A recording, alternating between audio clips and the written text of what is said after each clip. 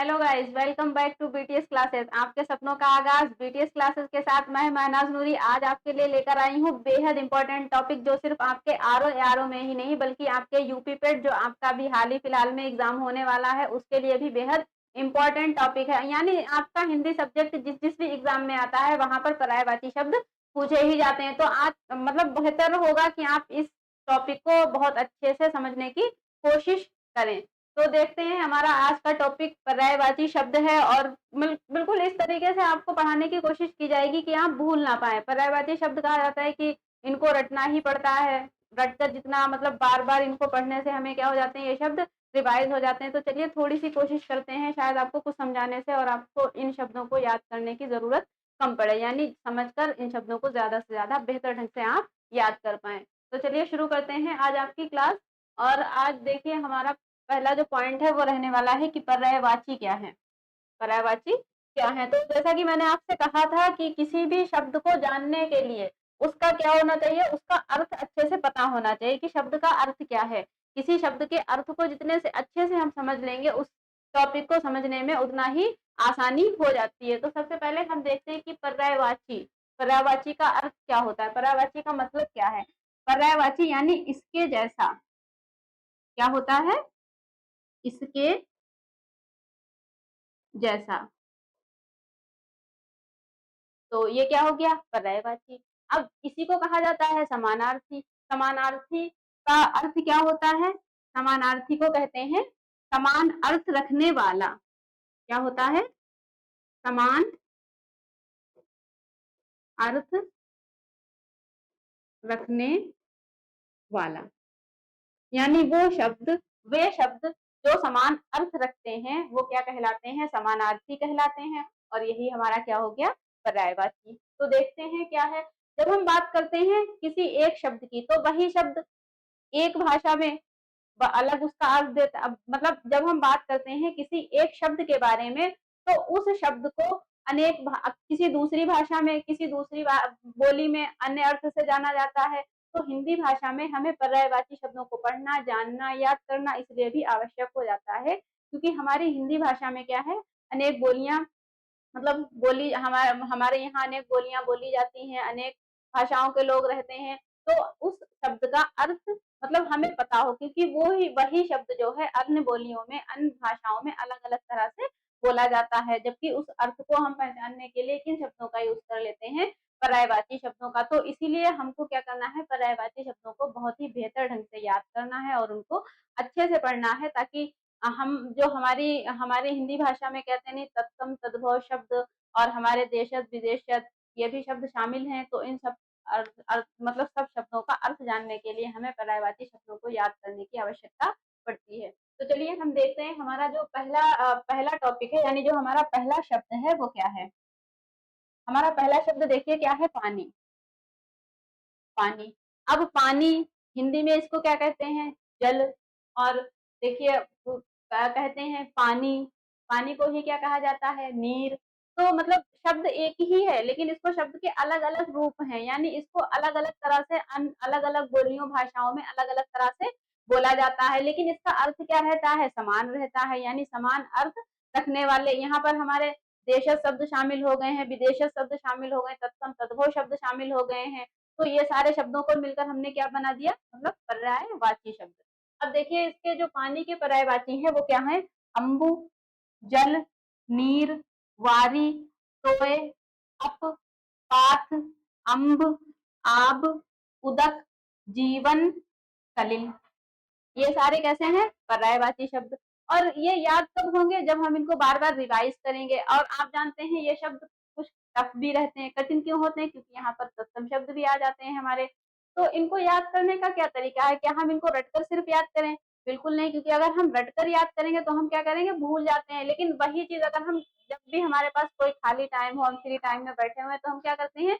मतलब free time हुआ हमारे पास 10-15 मिनट का, हमारा पढ़ने में मन नहीं लग रहा, तो हम बैठ गए, उल्टी सीधी चीजें करने लगे या कुछ और किया। उससे अच्छा है कि आप किसी बुक को उठा लें जहां पर पर्यायवाची दिए हों। तो आप क्या करें? उनको बार बार पलट पलट के देखते रहें। अगर आपका पढ़ने का मन नहीं हो रहा है, फिर भी आप ना पढ़े, सिर्फ उसको पलट पलट के देखते रहें। तो कुछ चीजें जो हमारी नजरों के सामने से गुजरती हैं, तो हमारे मस्तिष्क में क्या हो जाती है? वो एकदम से छप जाती हैं। कभी हमने किसी शब्द को देखा और हमें याद रह जाता है, तो इस तरीके से आप अपने खाली समय को यूटिलाइज करिए और पर्यायवाची शब्दों को वहां पर देखने की कोशिश करिए, हो सके तो उनको बार बार पढ़ने की कोशिश करिए, ताकि आपको शब्दों को अच्छे से ज्ञान हो जाए। और यही शब्द क्या करते हैं, हमारा जो वर्तनी शुद्धि है वहां पर भी बहुत काम आते हैं, क्योंकि आपने देखा होगा वर्तनी शुद्धि में जब हम शब्दों को पढ़ते हैं तो वहां पर बहुत से क्लिष्ट शब्द दिए रहते हैं, और क्लिष्ट शब्द हमारे यहाँ पर भी आते हैं, पर्यायवाची में भी। तो जब यहाँ से आपके 2-3 टॉपिक कंप्लीट हो जा रहे हैं, तो आपका पर्यायवाची तो हो ही रहा है, दूसरा आप जो अनेक शब्दों के लिए होते हैं वो भी कंप्लीट हो जाएंगे, और दूसरे आपका जो वर्तनी शुद्धि है वो भी यहाँ से हो जाएगा, और तत्सम शब्द, तत्सम और तद्भव वो भी आपके बन जाएंगे। तो इसको बहुत अच्छे से और बहुत ध्यान से समझने की कोशिश करिए। देखिए पानी के ये सारे पर्यायवाची हो गए, इसमें देखिए बहुत से तो हम मतलब बिना याद किए बोलते हैं, जैसे ये पानी है, जल है, नीर है, ये जीवन, जो हमें जीवन देता है, यानी जल से हमें क्या मिलता है, जीवन मिलता है, तो इसीलिए इसको जीवन भी कह दिया गया। अब देखिए बादल, बादल क्या है, बादल, बादल बोलते हैं शब्द। अब ये शब्द कहाँ से आया, किस भाषा का शब्द है, ये जब हम देश विदेश शब्दों को पढ़ते हैं तो वहां पर इन सब चीजों की हमें जानकारी मिल जाती है। लेकिन पर्यायवाची में हम क्या पढ़ रहे हैं, इसके जैसा, मतलब इस शब्द के जैसा ही कोई दूसरा शब्द हो। अम्बुद, ये बादल का पर्यायवाची हो गया। जलद, ये भी बादल का पर्यायवाची हो गया। नीरद, अभी हमने क्या पढ़ा था, पानी, यानी नीर, नीर क्या हो गया, पानी। अब यहाँ पर देखिए दा क्या है, मैंने आपसे क्या कहा कि पर्यायवाची को याद करने का सबसे बेहतर तरीका यह है कि आप उस शब्द को अर्थ से जोड़िए, उस शब्द को किसी कहानी या किसी वाक्य प्रयोग के साथ जोड़िए, ताकि वो शब्द आपको हमेशा हमेशा के लिए याद हो जाए। और इन शब्दों को याद करने का यही बेहतर तरीका है कि आप उस शब्द को ज्यादा से ज्यादा अपने वाक्यों में प्रयोग करें, उसको किसी कहानी से जोड़ें, उसको अपनी आम बोलचाल की भाषा से जोड़कर देखें, तो वो शब्द क्या होंगे, हमारे मस्तिष्क में एकदम स्पष्ट तरीके से बस जाएंगे। तो देखिए नीरद, यहाँ से अपने पढ़ा था नीर, पानी का नीर पढ़ा था, यहाँ पर नीरद। तो दा का अर्थ क्या होता है, दा का अर्थ होता है देने वाला, यानी तो पानी देने वाला कौन है, बादल, नीरद दा, या धारण करने वाला, ये धा हो जाता है, इसका जो भाव यानी जो इसका अर्थ निकलता है वो क्या हो जाता है, देने वाला। अभी देखिए, अब यहाँ से आप चीजों को रिलेट करिए, यानी शब्दों को एक दूसरे से कनेक्ट करने की, जोड़ने की कोशिश करिए, ताकि आपको पॉइंट से पॉइंट आपका जुड़ता रहे और आपको एक शब्द के साथ साथ कुछ और शब्द एक्स्ट्रा याद हो जाएं।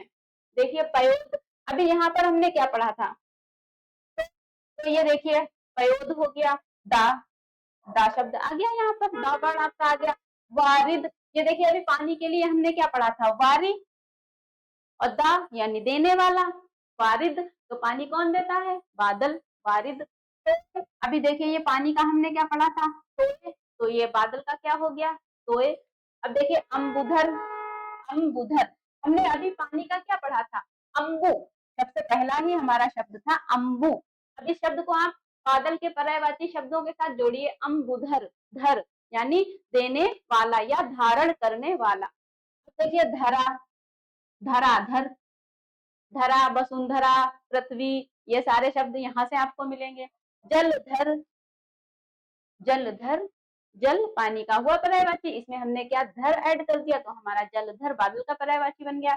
ऐसे हमारा वारी, पानी का भी हमने क्या पढ़ा था, वारी, और धर हो गया, तो ये हमारा क्या हो गया, बादल का पर्यायवाची हो गया। बारी धर, अब मेघ, मेघ क्या है, मेघ माने बादल होता है, और मेघ, अभर, घन। नोट देख लिए, यहाँ पर जो कुछ इंपॉर्टेंट नोट्स भी आपके लिए तैयार किए गए हैं, ताकि आपको शब्दों को समझने में, उनको याद करने में आसानी हो जाए। जैसे देखिए पानी के पर्यायवाची में दा या धा जोड़कर बादल के पर्यायवाची बनाए जाते हैं। जैसे अभी था जल, पानी का पर्यायवाची क्या था हमारे पास, जल, और जल में हमने क्या ऐड कर दिया, हमने दा ऐड कर दिया, तो हमारा ये क्या हो गया, जलद, क्या हो गया हमारा, जलद। इस तरीके से आपको पानी का तो पर्यायवाची याद ही था, आपने उसके साथ क्या बना लिया, जलद, आपका एक पर्यायवाची बादल का भी यहाँ से तैयार हो गया। जैसे हमने क्या देखा था, वारी, वारी पानी का पर्यायवाची था, हमने इसमें दा ऐड कर दिया, तो हमारा क्या हो गया, वारिद। जैसे अम्बु पानी का पर्यायवाची था, हमने इसके साथ धर ऐड कर लिया, तो हमारा ये क्या हो गया, अंबुधर, और ये हमारा पर्यायवाची बन गया बादल का। धराधर बादल का पर्यायवाची हो गया, जलधर, वारीधर, मेघ, अब्र, ये सब क्या हो गए, बादल के पर्यायवाची हो गए। अब हमारा नेक्स्ट पॉइंट, हमारा नेक्स्ट शब्द देखते हैं कि कौन सा है, तो वो हमारा है कमल। कौन सा है, कमल। अब कमल के पर्यायवाची देखते हैं, अंबुज, जलज, नीरज, पयोज, वारिज, तोयज, अब्ज, पंकज, अरविंद, इंदिवर, उत्पल, ताम्रस, नलिन, पुष्कर, राजीव, शतपत्र, तरसिज, सरोज और सरूह।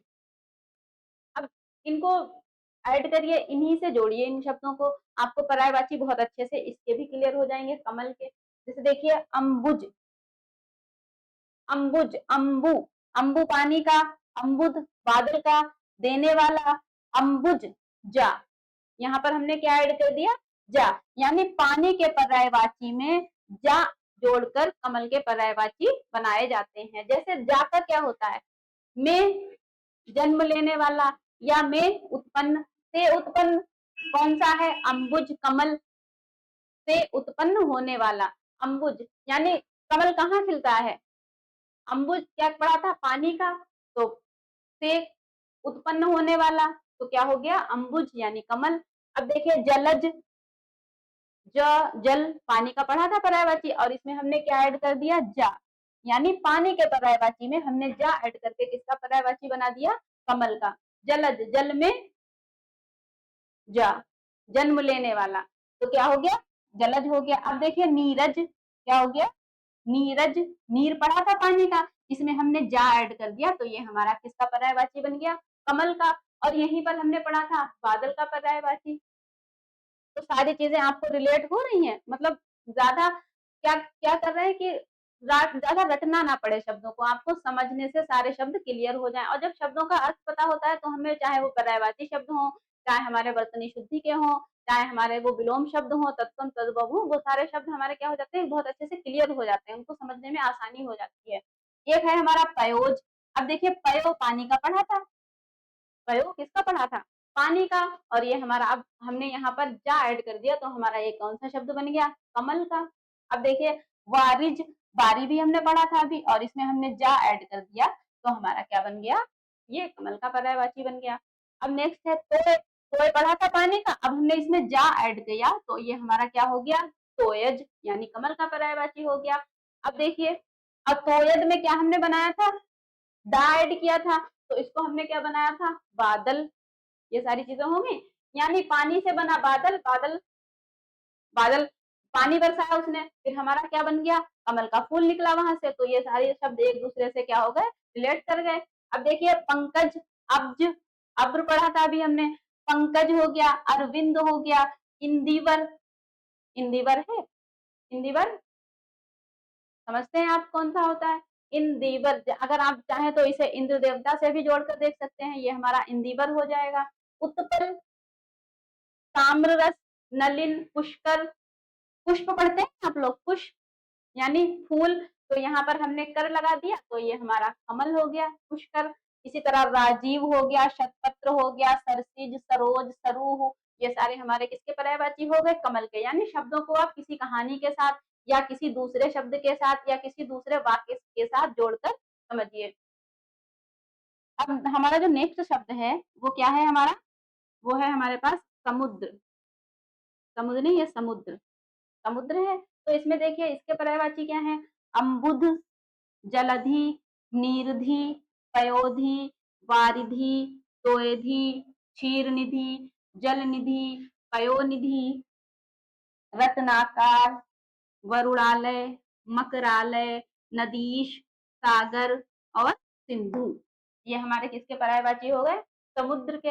अब देखिए रिलेट करिए शब्दों को, यहाँ से शब्दों को कैसे रिलेट करते हैं, ये देखिए अंबु पानी का, अम्बुद बादल का, अम्बुज कमल का। यहाँ पर हमने दा ऐड किया, यहाँ पर हमने जा ऐड किया, और यहाँ पर हमने धी, धी, धी का अर्थ क्या होता है, धी या निधि, धी या निधि,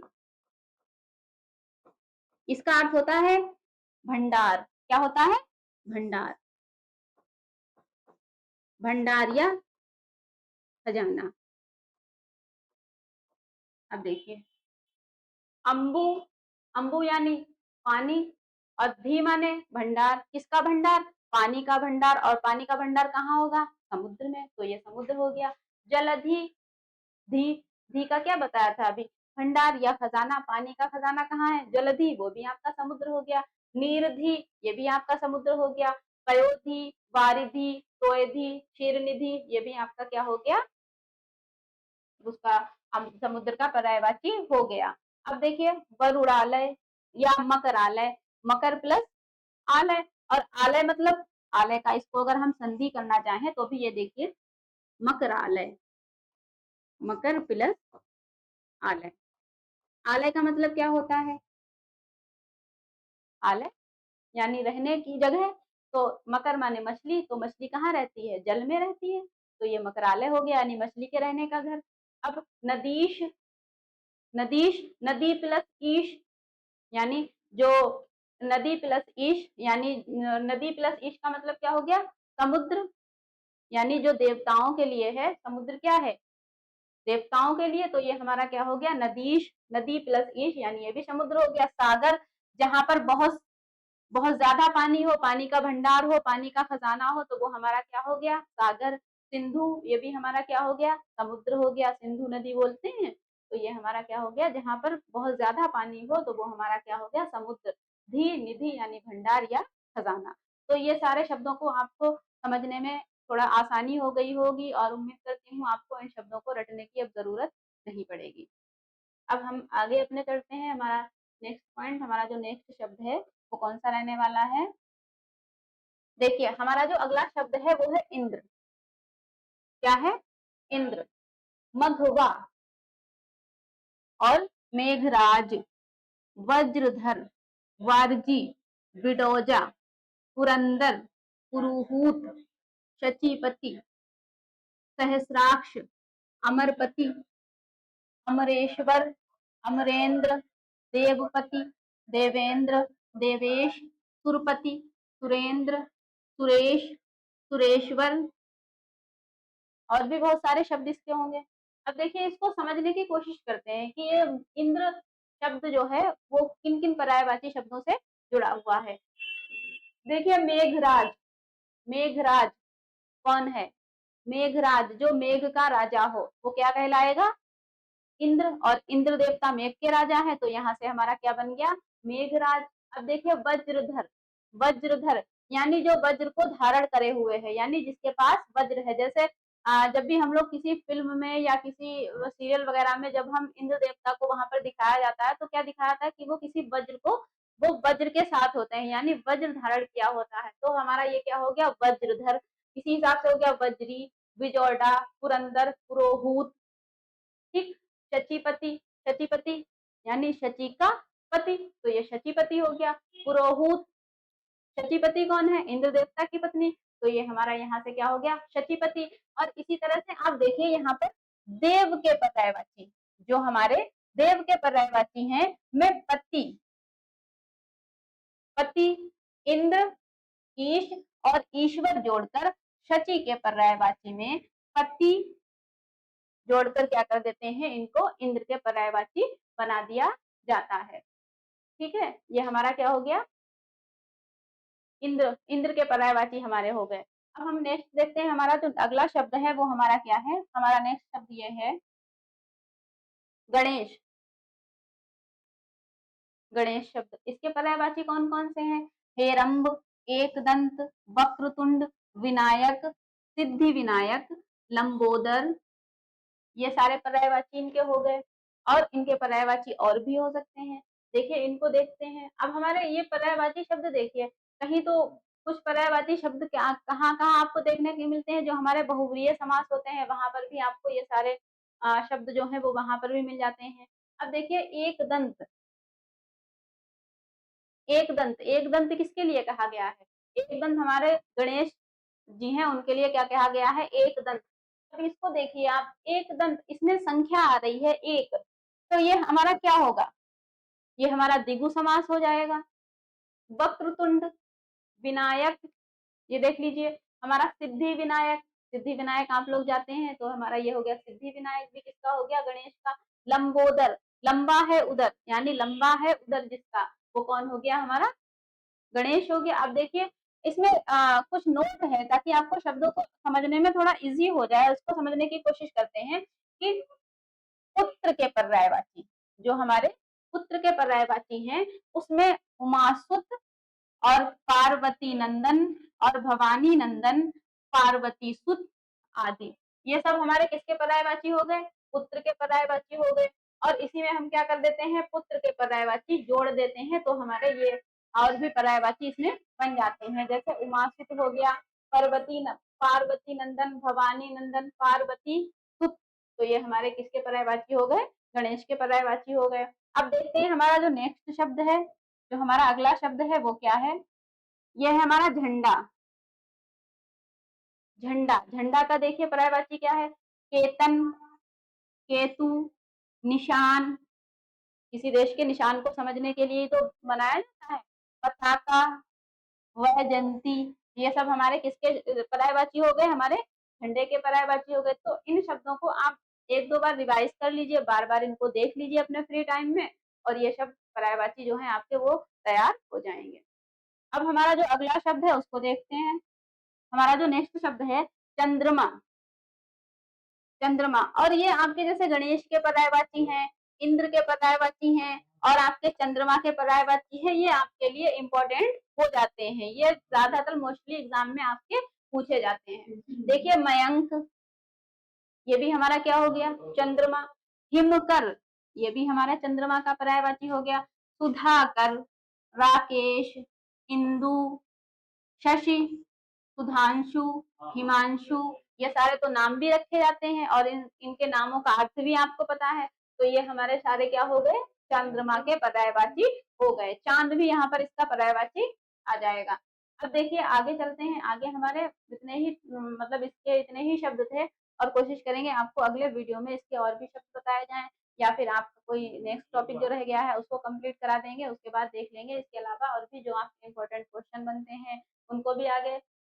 तो उम्मीद करती हूँ आपको ये सारे शब्द समझने में थोड़ा आसानी हो गई होगी। इसी तरह से हमारे नए क्लास में जब भी आपका नया टॉपिक शुरू होगा तो बिल्कुल पूरी तरह से चैनल को सब्सक्राइब करें और हमारे साथ जुड़ें, ताकि हम आपके लिए जो भी इम्पोर्टेंट टॉपिक है वो आपके साथ समझने की कोशिश और आपको समझाने की कोशिश करते रहें। तो हमारे बीटीएस क्लासेस के साथ जुड़े रहिए और अपने अपने सब्जेक्ट की, अपने एग्जाम्स की अच्छे से तैयारी करते रहिए, और हमारे साथ जुड़ने के लिए आपका बहुत बहुत धन्यवाद।